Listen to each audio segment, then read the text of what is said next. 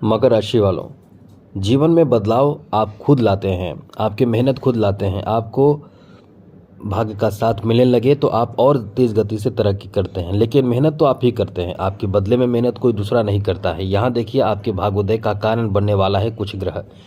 सितंबर के महीने में कुछ ऐसे ग्रह जो आपके भाग्योदय का कारण बनेगा और ये आपके भाग्य को पलटेगा। कौन कौन से ग्रह हैं और साथ ही साथ आपकी किस तरह के प्रभाव आपके जीवन में देंगे, क्योंकि ये जो समय आपका रहने वाला है, ये जो महीना आपका रहने वाला है, कुछ बड़े और बहुत विशेष फल आपको देगा। ऐसा इसलिए कि क्योंकि बड़े परिवर्तन भी इस महीने आपको देखने को मिलेगा। कुछ समय से जो आपकी परेशानी का कारण बना हुआ है वो क्या है, वो अष्टम भाव में केतु और सूर्य, ये अच्छा नहीं माना जाता है। जो कुछ समय से आपके परेशानी के कारण बने हुए हैं, क्योंकि इन दोनों का दृष्टि, जो सप्तम दृष्टि है, वो सीधे आपके धन भाव पर है, तो निश्चित रूप से आप परेशान होंगे, चल रहे होंगे परेशान, टेंशन में चल रहे होंगे। कई तरह की कल्पनाएं आपके मन में, बहुत तरह की नेगेटिव बातें आपके साथ हो रही होगी, लेकिन उससे आपको राहत मिल जाएगा इस महीने। और राहत क्या, आपके लिए अच्छी बात यह रहेगी कि भाग्य भाव में एंट्री होगा सूर्य का।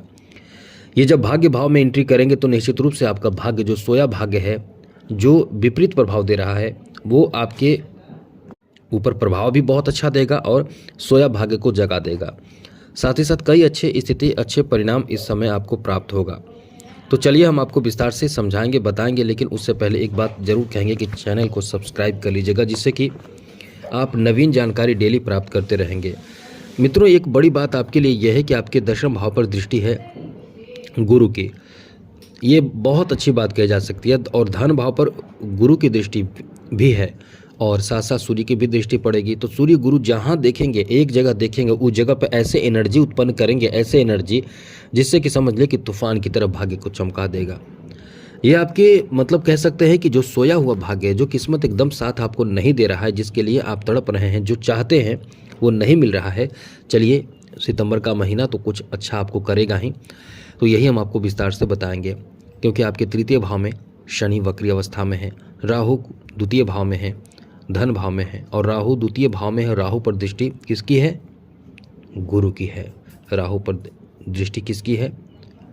तो इस समय केतु की है। केतु अष्टम भाव में है।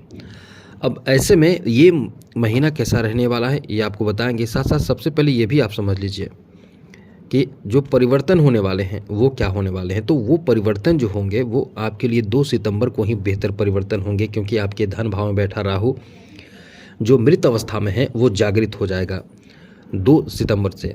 और 3 सितंबर को मंगल, जो अपना नक्षत्र बदलेगा। और बाकी बड़े बड़े परिवर्तन तो होने वाले हैं ही, छोटे मोटे परिवर्तन होते रहेंगे। शुक्र भी 3 सितंबर को नक्षत्र बदलेगा। बाकी बड़े बड़े परिवर्तन के बारे में बता दें तो 13 सितंबर को मंगल अपना राशि परिवर्तन करेंगे, 14 सितंबर को बुध, शुक्र 15 सितंबर को, सूर्य 17 सितंबर को। तो ये लगातार जो परिवर्तन होगा महीने के मध्य में, यहीं से एक बेहतर टर्निंग पॉइंट आपके लिए कह सकते हैं। तो इससे आपके ऊपर क्या प्रभाव पड़ेगा आप नोट कर लीजिए। ये स्थिति आपके लिए बहुत अच्छा रहने वाला है। तो सबसे पहले तो मित्रों आपको बता दें कि इस समय जो स्थिति आपके बन रहे हैं या बनने जा रहे हैं, वो कहीं ना कहीं आपके लिए बहुत अच्छा रहेगा, जहां आप शत्रुओं पर विजय प्राप्त कर पाएंगे। कुछ ऐसे आपके गुप्त शत्रु जो आपके सामने तो होते हैं, मकर राशि वालों, आपके सामने तो होते हैं, आपके साथ मित्रता दिखाते हैं, आपको अपना बनाते हैं, अपना बताते हैं, लेकिन पीठ पीछे आपकी शिकायत करते हैं और आपकी तरक्की, आपकी सफलता से वो बहुत ज़बरदस्त जलते हैं। लेकिन इन्हीं से आपको बचकर रहना है। लेकिन यही चीज़ है कि आप बहुत इमोशनल भी होते हैं, तो यहाँ चीज़ों को समझ लेना है। समझकर आपको वैसे दूरी बनाना है जिससे उन्हें भी पता ना चले और आप अपने प्लानिंग को कम से कम अपने तक सीमित रखें। व्यापार के माध्यम से इस महीने आपको बहुत बड़ा फ़ायदा मिलने वाला है, लेकिन महीने के मध्य से ज़्यादा अच्छा लाभ मिलेगा। और एक बात और है कि 2 सितंबर से तो आपके लिए एक अच्छी स्थिति बनेगी, निश्चित रूप से बनेगी, क्योंकि धन भाव में बैठे राहु एकदम जागृत होंगे। और जागृत मतलब आप समझ लें कि आपके सोया भाग जगा देगा। और ये जो द्वितीय भाव में बैठे हैं राहु, राहु का अपना घर नहीं होता है। राहु शनि को घर के ही अपना घर मानते हैं। तो शनि के घर में बैठे राहु, क्योंकि मित्र का घर है, तो निश्चित रूप से जब आप अपने मित्र के साथ होते हैं तो आपकी ताकत जो होते हैं वो डबल हो जाते हैं। आप जो उत्साह जो होता है वो डबल हो जाता है। आपको कठिन काम भी होता है वो आप आसानी से करते हैं। तो समस्या भी होता है तो उसे समाधान करने में अच्छा लगता है, या समस्या का समाधान आप कर लेते हैं मित्र के सहायता से। इसलिए ये समय आपका बहुत अच्छा है। परिवार में किसी तरह की भी बात हो उन्हें आप ठीक कर लेंगे, मैनेज कर लेंगे, इसकी क्षमता आपके अंदर आ जाता है और ऐसा रहेगा भी, और ऐसी स्थिति में आप बहुत खुश रहेंगे।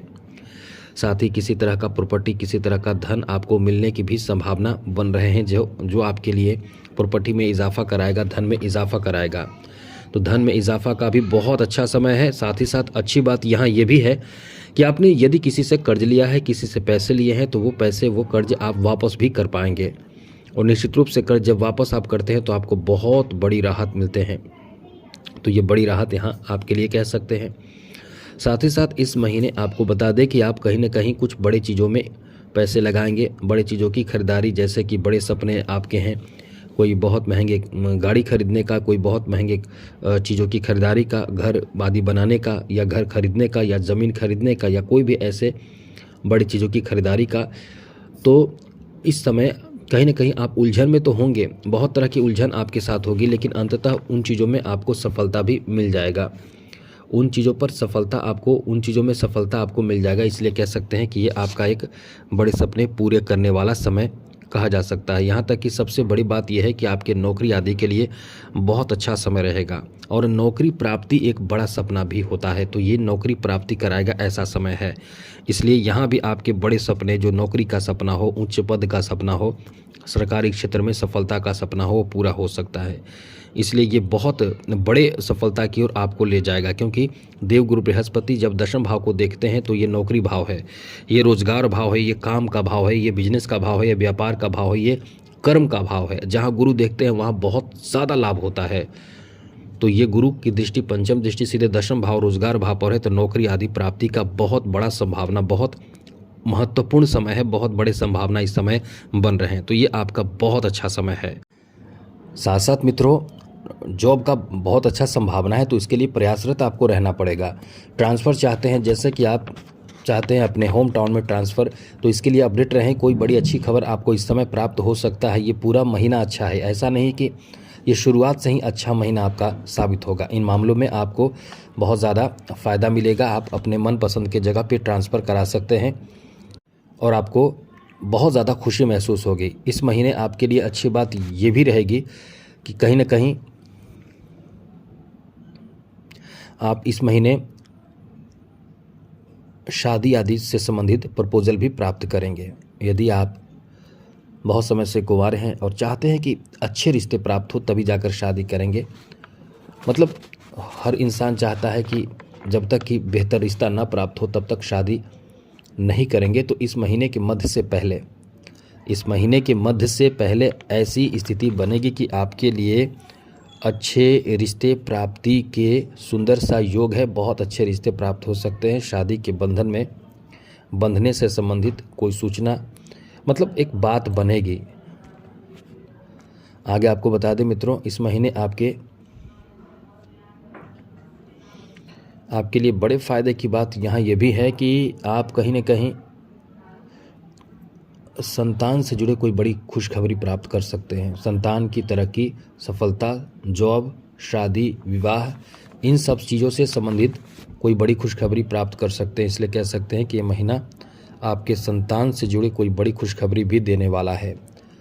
अब कुछ नेगेटिव बातें आपको बता दें जिससे थोड़े संभल कर आप रहें, वरना परेशानी आपको प्रभावित करेगा। इसलिए इस महीने थोड़े से संभल कर आपको रहना चाहिए। और किन मामलों में, ये आप नोट कर लीजिए। इस महीने आपको सबसे ज़्यादा ज़रूरत रहेगी कि आप अपने स्वास्थ्य का ख्याल रखें। स्वास्थ्य से संबंधित परेशानी बढ़ सकती है। कभी कभी परिवार में निगेटिव बात आपके खिलाफ हो सकती है, तो उससे थोड़े से संभल कर रहें। क्रोध करने से आपको बचना चाहिए। कहीं भी पैसे इन्वेस्ट करने से पहले आपको सतर्क रहना चाहिए, वरना पैसे इन्वेस्ट करके परेशान हो सकते हैं। इस महीने आपको यदि किसी तरह की अलग तरह के ज्ञान प्राप्त कर रहे हैं तो आप कंटिन्यू ज्ञान प्राप्त करते रहें। बीच में छोड़ने से बचें, क्योंकि बीच में आपका कहीं ना कहीं कंसंट्रेशन भंग बहुत ज़्यादा होगा, जिससे आप ज्ञान अर्जित कर रहे हैं, जो भी चीज़ आप प्राप्त करना चाह रहे हैं, उसमें आपका ध्यान भटकेगा, आप दूरी बनाएंगे और ये अच्छा नहीं होगा। साथ ही साथ इस महीने खर्चे भी आपके बहुत बढ़ेंगे। बेकार के फालतू भी खर्च करेंगे, कोई धार्मिक चीज़ों में भी खर्च करेंगे। धार्मिक चीज़ों में खर्च करने की प्लानिंग भी कर सकते हैं। तो ये आपका एक अच्छा समय रहेगा।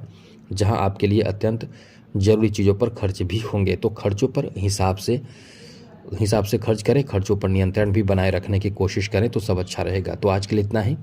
जय माता दी, राधे कृष्णा, ओम नमः शिवाय।